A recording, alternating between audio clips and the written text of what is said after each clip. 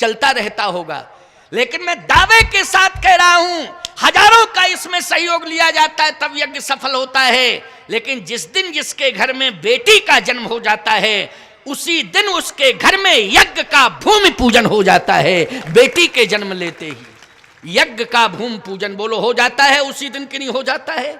वो घर ही यज्ञ भूमि बन जाती है जिस दिन बेटी का जन्म हो जाता है। इसलिए मैं कहता हूं कि चाहे कितने बड़े ज्ञानी ध्यानी ब्रह्म ज्ञानी बने रहो, लेकिन बेटी के बिना तो जीवन अधूरा है। महाराज श्री जनक ने बहुत ही संस्कारी बेटों को पाया था, लेकिन अशांति तब तक रही जब तक सीता जी जन्म नहीं ली, जब तक मांडवी का जन्म नहीं हो गया, उर्मिला का जन्म नहीं हो गया, श्रुतकीर्ति का जन्म नहीं हो गया, तब तक बोलो अशांति रही कि नहीं रही। और सबसे बड़ी अशांति तो यही रही कि अकाल पड़ा। तो अकाल पड़े तो शांति रहती कि अशांति, बोलो जल्दी। अशांति ही तो रहती है अकाल में। अकाल दुकाल पढ़े तो फिर परेशानी परेशानी, अशांति अशांति। तो सब जानते हैं कि जनकपुर में अकाल दुकाल पड़ा कि नहीं पड़ा। वो अकाल दुकाल पड़ा तो बोलो जनक जी महाराज रोए कि नहीं रोए। लेकिन ये अकाल दुकाल अशांति कब दूर हुई, जब सीता उर्मिला मांडवी और श्रुतकीर्ति जैसी बेटियों ने जन्म लिया। और जन्म लेते ही मंगल वर्षा होने लगी, झरझर पानी बरसने लगा, हरितमा छा गई, हरियाली छा गई मिथिला में, और शांति का साम्राज्य स्थापित हो गया।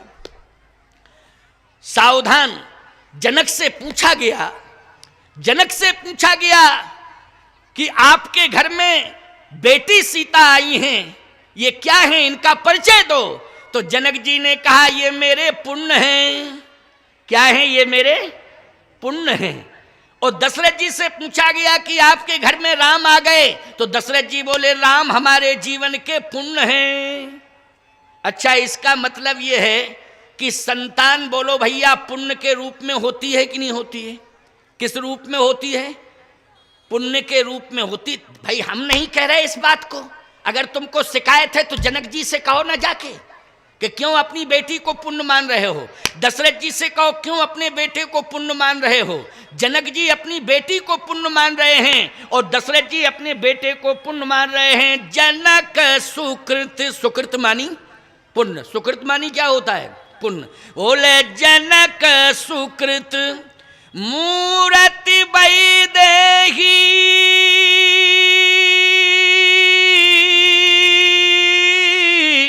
और दशरथ सुकृत राम धरि देही। बोले सीता जी के, जनक जी के पुण्य हैं सीता जी, और दशरथ जी के पुण्य हैं प्रभु राम।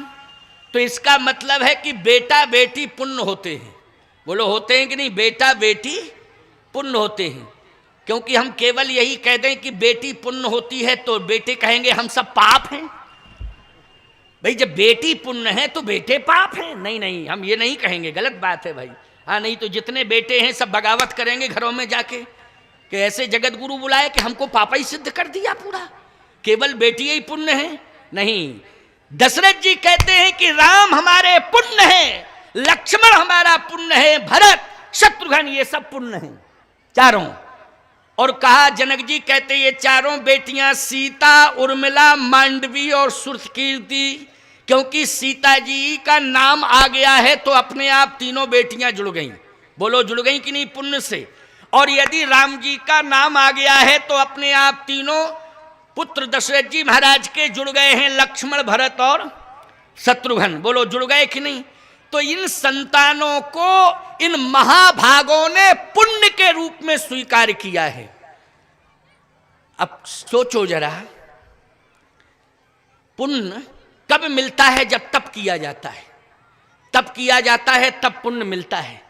और ईमानदारी से बताओ, संतान गर्भस्थ होती है और जब तक वो जन्म नहीं ले लेती है मां तप करती है कि नहीं उसके लिए। बोलो उसको संभालती है, ये तप नहीं है तो क्या है।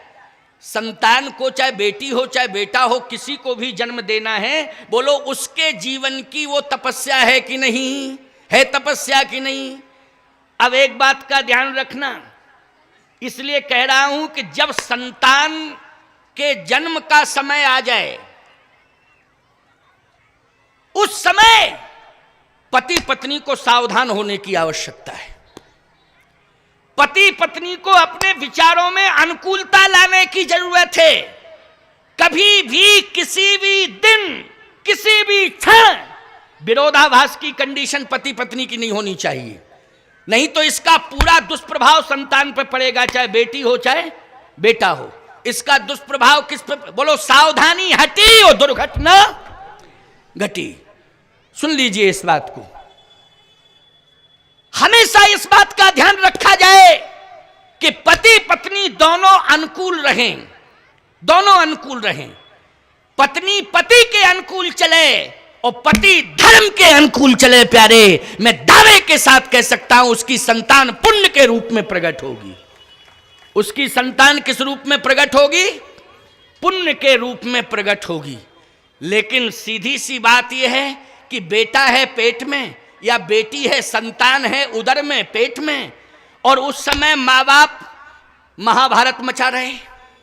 अच्छा बोलो भाई, या महाभारत तो हमारा एक पंचम वेद है, महाभारत का उदाहरण हम देते, पंचम वेद है, लेकिन हम तो सीधी सी बात कह रहे हैं कि अगर संतान उदर में है और माँ बाप दोनों अथवा पति पत्नी, भाई संतान के माँ बाप तो संतान के ना माँ बाप होंगे, लेकिन पति पत्नी, जब संतान गर्भ में हो और पति पत्नी हल्दी घाटी की लड़ाई लड़ रहे हो, तो अब बताओ हल्दी घाटी की लड़ाई लड़ेंगे तो कंडीशन क्या होगी?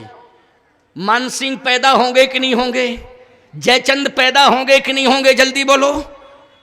जयचंद और मानसिंह ही पैदा होंगे, इस बात को ध्यान से सुन लेना प्यारे।